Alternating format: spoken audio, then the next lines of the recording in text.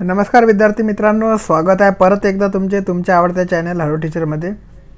तर जसं की मी तुम्हाला मागच्या व्हिडिओमध्ये बोललो होतो की अंशकालीन पदवीधर उमेदवार किंवा पदविकाधारक उमेदवार म्हणजे काय, याच्यावरती मी एक व्हिडिओ घेऊन येणार होतो। तर तो व्हिडिओ मी घेऊन आलेलो आहोत। तर अंशकालीन पदवीधर उमेदवार आणि पदवीधारक उमेदवार म्हणजे काय, तर याच्यासाठी सर्वप्रथम आपल्याला 2009चा जो GR आहे तो बघावा लागणार आहे। 2009चा GR बघावा लागणार आहे। त्याच्यानंतर 2018चा पण GR आला, 2019चा पण GR आलेला आहे, ठीक आहे। नंतर 2022चा GR सुद्धा आलेला आहे। तर चला ठीक आहे, आपण बघूया। बाकी काही चेंजेस झालेले नाही त्या GR मध्ये, फक्त वयाची मर्यादा तेवढी त्यांनी वाढवलेली आहे। तर चला बघूया। तर अंशकालीन पदवीधर उमेदवार म्हणजे काय, तर याच्याबद्दल भरपूर लोकांच्या मनात आता सुद्धा डाऊट आहे की अंशकालीन पदवीधर उमेदवार म्हणजे काय, ठीक आहे। तर अंशकालीन पदवीधर उमेदवार म्हणजे काय, आता ते आपण या व्हिडिओमध्ये प्रस्तावनेमध्ये तुम्ही बघा। वरील संदर्भ क्रमांक 1 येथे शासन निर्णय दिनांक 19/3/1998 अन्वये सुशिक्षित बेरोजगारांना आर्थिक सहाय्य, हे लाईन फार महत्त्वाची आहे। सुशिक्षित बेरोजगारांना आर्थिक सहाय्य या योजनेअंतर्गत शासकीय कार्यालयात काम केलेल्या पदवीधर किंवा पदविकाधारक अंशकालीन कर्मचाऱ्यांना शासन सेवा प्रवेशासाठी काही सवलती दिल्या आहेत, ठीक आहे।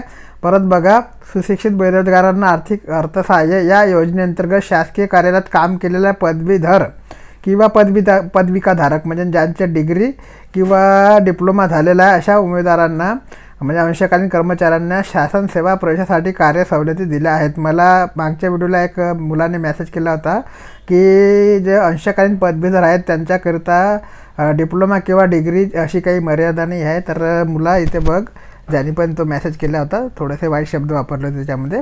तर बघा, याच्यामध्ये बघा तुम्हाला इथं पदवीधर किंवा पदविकाधारक म्हणजे ज्याची डिग्री किंवा डिप्लोमा झालेला आहे असा विद्यार्थी ज्यांनी कोणत्या सेवेत, तर सुशिक्षित बेरोजगार आर्थिक सहाय्य या योजनेअंतर्गत जी गव्हर्नमेंटची स्कीम होती, महाराष्ट्र गव्हर्नमेंटची, सुशिक्षित बेरोजगारांना आर्थिक सहाय्य या योजनेअंतर्गत डिप्लोमा किंवा डिग्रीधारक म्हणजे डिप्लोमा झालेला असावा त्याचा किंवा डिग्री झालेली असावी असा जो उमेदवार असेल, तर त्यांनी संदर्भ क्रमांक 2 येथे शासन निर्णय दिनांक 26/8/2005 अन्वये सदर योजनेत 3 वर्ष काम केलेले, कोणत्या योजनेत, तर ह्या सुशिक्षित बेरोजगारांना आर्थिक सहाय्य या योजनेअंतर्गत 3 वर्ष काम केलेलं असायला पाहिजे तो उमेदवार ज्याचा डिग्री किंवा डिप्लोमा झालेला आहे, ठीक आहे।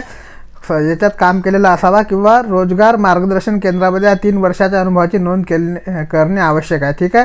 जर त्याने या योजनेअंतर्गत काम केलेलं असेल तर त्या योजनेत काम केल्यानंतर त्याला जे आहे 3 वर्षाच्या कमीत कमी जो 3 वर्षाचा कालावधी त्याने कार्य केलेलं असेल तर त्याची नोंद त्याने रोजगार मार्गदर्शन केंद्रामध्ये करायला हवी। रोजगार मार्गदर्शन केंद्र म्हणजे जे आपण एम्प्लॉयमेंट कार्ड म्हणतो, एम्प्लॉयमेंट कार्ड, त्याच्यामध्ये त्याची नोंद असायला आवश्यक आहे, ठीक आहे।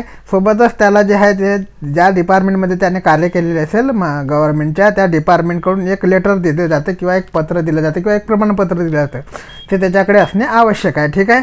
तर अशा प्रकारच्या अंशकालीन पदवीधर उमेदवारांचा जो आहे तो मेन म्हणजे मुख्य जो टॉपिक आहे तो हाच आहे की सुशिक्षित बेरोजगार आर्थिक सहाय्य या योजनेअंतर्गत जे आहे त्यांनी कार्य केलेले असावे आणि मेन म्हणजे तो पदवीधर असावा किंवा पदविकाधारक असावा, ठीक आहे। भरपूर मला जो कमेंट केला तर मागच्या एका नाव नाही असं माहीत त्याचं, त्यांनी मला सांगितलं की याच्यात पदवीधर किंवा पदविकाधारकाचा कसलाही उल्लेख नाही, तर हा GR तू बघून घे मित्रा। आणि याच्यानंतर तुम्हाला सांगू इच्छितो की जो GR आहे, जो सुरुवातीचा GR होता याच्यामध्ये 45 वर्षाची वयोमर्यादा ठेवली होती त्यांची, तर याच्यानंतर ती बदलण्यात आलेली आहे, ती आता 55 वर्षाची करण्यात आलेली आहे, ठीक आहे। 2019चा GR आहे त्याच्यानुसार, ठीक आहे। तर याच्यामध्ये बघा, परत मी तुम्हाला GR वाचून दाखवतो एक वेळा। वरील संदर्भ क्रमांक 1 म्हणजे जो पूर्ण GRची आवश्यकता तुम्हाला इथे नाही, मेन आहे सुशिक्षित बेरोजगार आर्थिक अर्थसहाय्य या योजनेअंतर्गत पदवीधर किंवा पदविकाधारक उमेदवारांनी कार्य केलेले असावे आणि ते कमीत कमी 3 वर्ष केलेले असावे आणि 3 वर्षात त्या कार्याची जी नोंद आहे ती एम्प्लॉयमेंट एक्सचेंज कार्ड म्हणजे रोजगार मार्गदर्शन केंद्रामध्ये करायला आवश्यक आहे। त्याच्यानंतर तुम्हाला डिपार्टमेंट जे लेटर देईल किंवा प्रमाणपत्र देईल त्याच्या बेसिकवर तुम्ही त्याच्यासाठी क्वालिफाय होऊ शकता। 10% जे आरक्षण आहे, 10%चे आरक्षण PT वाल्यांनी याच्यामध्ये दिलेलं आहे, ठीक आहे। पार्ट टाईम डिप्लोमाधारक ज्याला अंशकालीन पदवीधर उमेदवार म्हणतो आपण, त्यांना 10% आरक्षण गव्हर्नमेंटमध्ये देण्यात आलेलं आहे। आता ते 10% जे आरक्षण आहे ते फक्त गट क पदासाठी आहे, म्हणजे MPSCच्या खात्यातून वगळले जे गट बचं पद त्याच्याकरतात हे रिझर्वेशन जे आहे ते लागू राहणार नाही, फक्त गट क पदासाठी हे रिझर्वेशन लागू राहणार आहे, ठीक आहे। तर याच्यामध्ये बघा तुम्हाला इथे दिसत असेल की सेवेतील नियुक्तीमध्ये उच्च वयोमर्यादेत 45 वर्षापर्यंत शिथिलता देण्याची सवलत देण्यात येते. ठीक आहे, 45 वर्षापर्यंत ही जे जुना GR होता त्याच्यानुसार होती. नवीन जो 2019चा GR आहे, तो 2019चा GR मी तुम्हाला इथं दाखवतो. त्याच्यानुसार जी आहे ती वयोमर्यादा वाढवण्यात आलेली आहे. ठीक आहे, तर इकडे बघा तुम्हाला दिसत असेल, मी तुम्हाला आता समोरच्या याच्यात दाखवतो. 2019चा GR आहे आणि त्याच्यानुसार जी आहे ती वयोमर्यादा वाढवण्यात आलेली आहे. या बघा शासन निर्णय 2019चा. शासन या निर्णयाद्वारे पदवीधर किंवा पदविकाधारक, म्हणजे ज्याला आपण अंशकालीन पदवीधर उमेदवार म्हणतो, पदवीधारक किंवा पदविकाधारक अंशकालीन उमेदवारांना शासकीय निमशासकीय सेवेत, म्हणजे शासकीय किंवा निमशासकीय सेवेत महाराष्ट्र लोकसेवा आयोगाच्या कक्षेबाहेरील, म्हणजे MPSCच्या कक्षेबाहेरील जे गट ब चे पद असतात त्याच्या कक्षेबाहेरील किंवा गट क चे जरी MPSC पद घेत असेल, परंतु महाराष्ट्र लोकसेवा आयोग जे पदं घेतात त्याच्या कक्षेबाहेरील, म्हणजे गट क चे सुद्धा पद जर असेल महाराष्ट्र लोकसेवा आयोगाचं, ते सुद्धा तुम्हाला याच्यामध्ये रिझर्वेशनमध्ये मिळणार नाही PTला. ठीक आहे, तर महाराष्ट्र लोकसेवा आयोग जेवढ्या पण परीक्षा घेत असेल त्याच्या कक्षेबाहेरील गट क पदावरील सरळ सेवा करावयाच्या नियुक्तीसाठी संदर्भ क्रमांक 4 नुसार निश्चित करण्यात आल्या 46 वर्षाची जी वयोमर्यादा आहे ती वाढून आता 55 वर्ष इतकी करण्यात आलेली आहे. ठीक आहे, 55 वर्ष इतकी करण्यात आली आहे. 46 वर्षाची जी होती ती 2003च्या GR नुसार होती. त्याच्यानंतर ती आता 2019च्या GR नुसार 55 वर्ष करण्यात आलेली आहे. ठीक आहे, म्हणजे वयोमर्यादा तुम्हाला 55 वर्षापर्यंत चालेल. ठीक आहे, ते जो तुम्हाला पहिल्या क्रमांकाचा पॉईंट मी सांगितला होता की पॉईंट क्रमांक 1 नुसार त्यांनी जो सांगितलं होतं, आता तो पॉईंट क्रमांक 1 नेमका कोणता आहे तो बघा येते. तर इथे बघा तुम्हाला दिसत असेल सुशिक्षित बेरोजगारांच्या अर्थसहाय्य या योजनेअंतर्गत मी तुम्हाला अगोदरच सांगितलं, पण 3 वर्षाचा दरमहा मानधनावर. ठीक आहे, मानधनावर, मानधन आणि वेतन याच्यामध्ये फार फरक आहे. ठीक आहे, तर मानधनावर काम केलेल्यावर रोजगार मार्गदर्शन केंद्रामध्ये याची नोंद असलेलं, म्हणजे कमीत कमी 3 वर्ष तरी काम त्यांनी करायला असायला हवे आणि त्याची जी नोंद आहे ती रोजगार मार्गदर्शक केंद्रामध्ये असणे आवश्यक आहे. त्यांनाच ते जे आहे 10% रिझर्वेशन PTचे मिळणार आहे. ठीक आहे, तर अशा प्रकारचे विद्यार्थी हे, बाकी काही याच्यामध्ये नवीन विशेष काही नाही आहे. बाकीचे ते 45-46 वर्षाचे जे आता 55 वर्ष वय झालेलं आहे ते मी तुम्हाला अगोदरच सांगितलेलं आहे.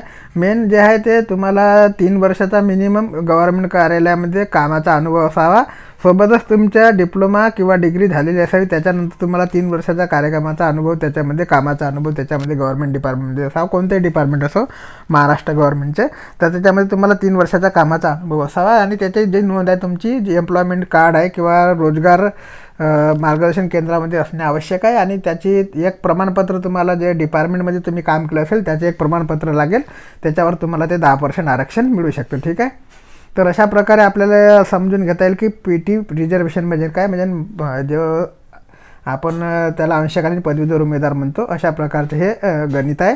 तुम्हाला जर काही डाऊट असेल तर तुम्ही व्हिडिओला विचारू. आशा करतो की तुम्हाला जे PTचे रिझर्वेशन असेल आहे ते समजलेलं असेल, आणि समजले नसेल तर तुम्ही आम्हाला टेलिग्रामला जॉईन करू शकता किंवा व्हिडिओमध्ये जो चालू व्हिडिओ आहे त्याच्यामध्ये तुम्ही कमेंट बॉक्समध्ये सुद्धा कमेंट करून विचारू शकता. तुमचे काही डाऊट असेल, काही प्रश्न असेल तर तुम्ही कमेंट करून नक्की विचारा. ठीक आहे, धन्यवाद. याच्यानंतर पुढच्या व्हिडिओमध्ये भेटूया. तुमचे काही प्रश्न असेल, तुमचा काही मुद्दा असेल तर आम्हाला कमेंटमध्ये कळवा, त्याच्यानंतर मी तुम्हाला कळवणार आहे. पर PT रिझर्वेशन म्हणजे काय हे तुम्हाला कळले असेलच. PT रिझर्वेशन म्हणजे फक्त 3 वर्ष गव्हर्नमेंट कार्यालयात बांधणारा काम केलेला व्यक्ती नाही, तर डिप्लोमा किंवा डिग्री धारक जो व्यक्ती असेल त्यांनाच ते 10% आरक्षण भेटणार आहे. ठीक आहे, चला, जय हिंद, जय महाराष्ट्र.